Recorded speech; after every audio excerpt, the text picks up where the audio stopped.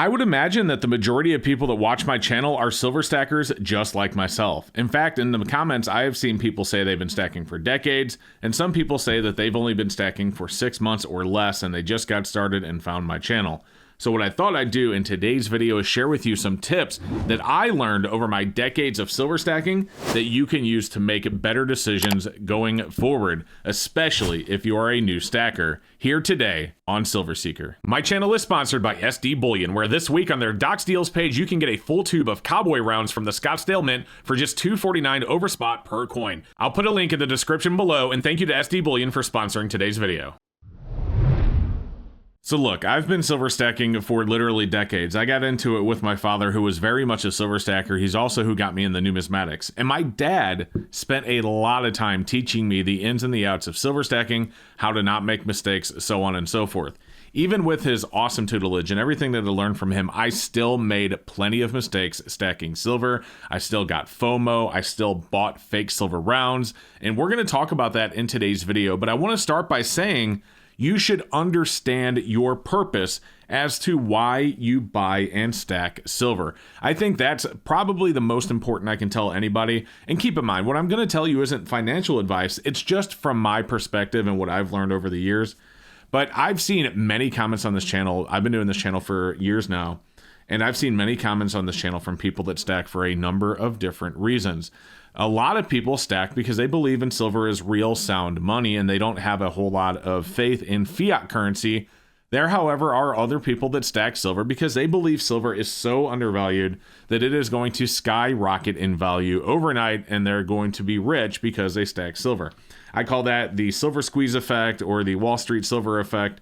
They're hoping that what happens to GameStop, to AMC, Bitcoin, whatever, happens to silver as well. And what I'm going to tell you is while I do not have a crystal ball and I do not actually know what's going to happen with silver overnight from one day to another or even from one day to 10 years from now, what I can tell you is in history, there's only been a couple of times that silver has really skyrocketed that quickly. Now, silver has, gained over time and kept up with inflation, sure. But overnight, silver massive gains have only happened, and overnight's really not the right word, within a year's time or whatever is more like what I'm trying to say. But it's only really happened in a few times in the last few decades. I mean, back in the 80s when the Hunts Brothers cornered the silver market was one. And back then, you could absolutely sell your silver, but you weren't getting spot. That being said, there were a lot of people making a lot of money on silver. People bringing in old, silverware sets, old 90% coins that they had stored, that they had collected over the years, especially back, 79, 80. The 90% silver hadn't been out of circulation for only like 15 years at that point. So a lot of people made a lot of money by bringing it into silver dealers and selling it, who then, shipped it over to places like Silvertown, who melted it. Who knows? Some of these bars could have been made out of old refined, 90% silver. I have no idea. But my point is only a few times in the last, few decades has that actually happened. Now, silver has slowly gained over time, but there's always been rises, there's always been falls, there's always been dips and valleys. And so what happens is, if you invest in silver thinking that's going to happen, and then you get FOMO and you end up putting a bunch of money into silver because you hear some news report or you hear some talking head on YouTube saying that it's going to skyrocket. This is what's going to cause silver to spike. This is your last chance. Get in now. More often than not, they are going to be wrong. And what's going to happen is you will have put more money in the silver than you really should have or wanted to, and you will hurt. You will not feel very good when the number drops.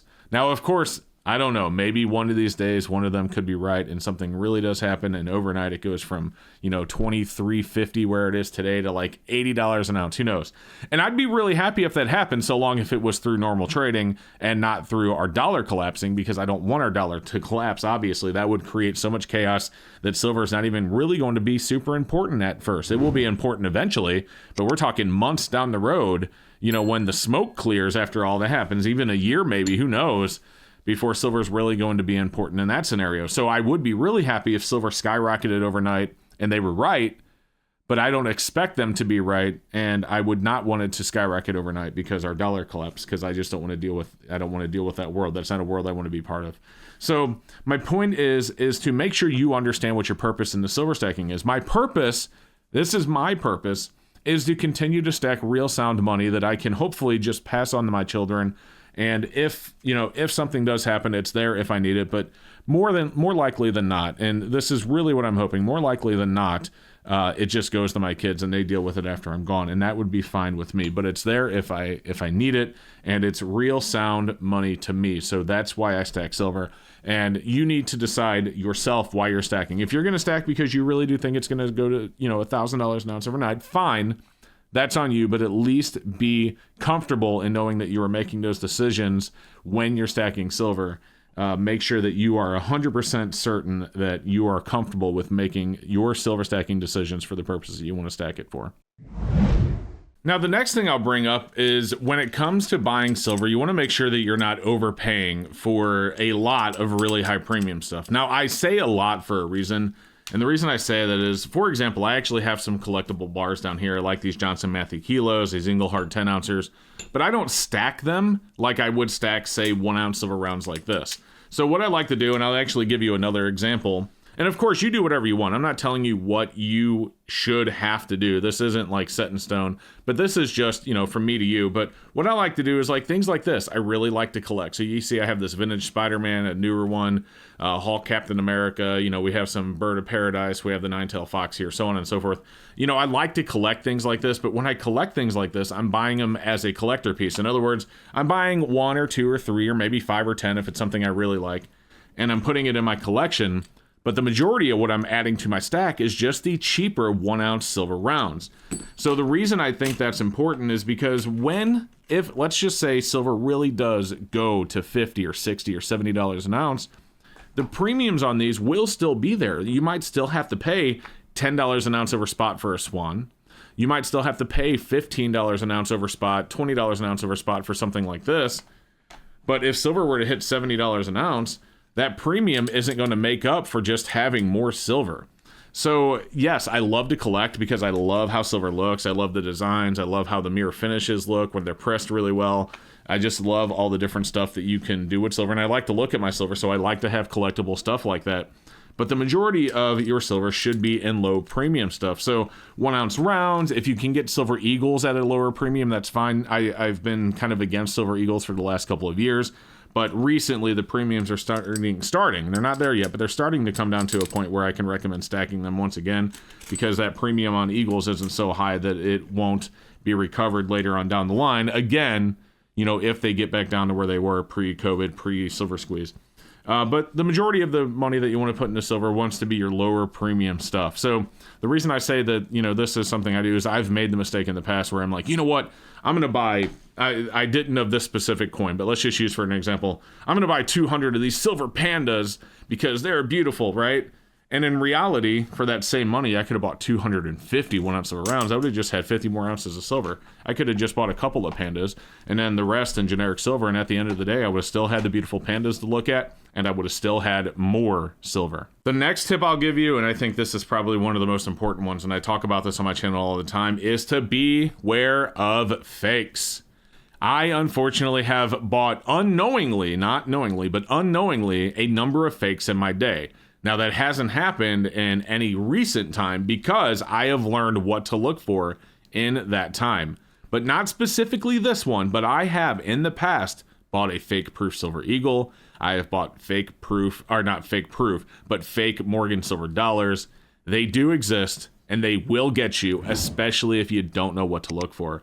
So make sure if you're a new stacker, if you don't know how to test your silver, if you don't know how to verify, if you don't 100% know what you're looking for, always buy them from a reputable source so that you don't have to worry about getting taken advantage of like I have definitely had done to me in the past. Again, this hasn't happened in a very long time, but it happened to me more than once when I was new into this. And I was absolutely scolded by my dad on one specific one that we won't get into details here, but major mistakes were made. So make sure you know exactly what you're buying before you buy it. You don't want to end up with fake silver like this one in your stack. Now, another thing I'll tell you about getting into silver stacking is to don't go so gung-ho into silver that you only stack silver. Now, keep in mind what I'm about to tell you is not financial advice, nor is anything else in this video, but I don't just invest in silver. I invest in other precious metals. I like to spread it out a little bit. And I also invest in the stock market. I do a lot of tech stocks. I do a very minuscule amount of my portfolio in mining stocks as well. But the one thing I do is I don't put every single dime into silver, because if silver really does crash, I don't want to be sitting there saying, oh man, everything that I've ever invested, I've just lost half of it. You know what I mean? So I prefer to diversify as well. So for example, we have a 1 ounce gold here. This is a 1 ounce platinum. This is a 1 ounce noble.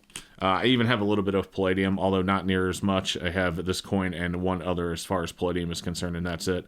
But you can absolutely diversify what you invest in without, just going all into silver. Because again, like I said, you don't want to be sitting all of your money in silver, all of your eggs in one basket, as they say, and then the market just implodes on silver, and before you know it, you've lost half or even more of all the money that you invested, and then you have to sell it at a loss because you didn't have diversification elsewhere. And the other thing I'll tell you is to also don't put all of your cash into silver, because you absolutely want to have cash for an emergency fund. For example, if you get sick, or if you're in a car accident, or whatever it may be, whatever comes up, you want to make sure that you can cover those emergency expenses by not having to sell your silver at an inopportune time and take a loss. And finally, the last thing I'll tell you is just to educate yourself before you make any investment, whether it be silver, gold, stocks, whatever it may be.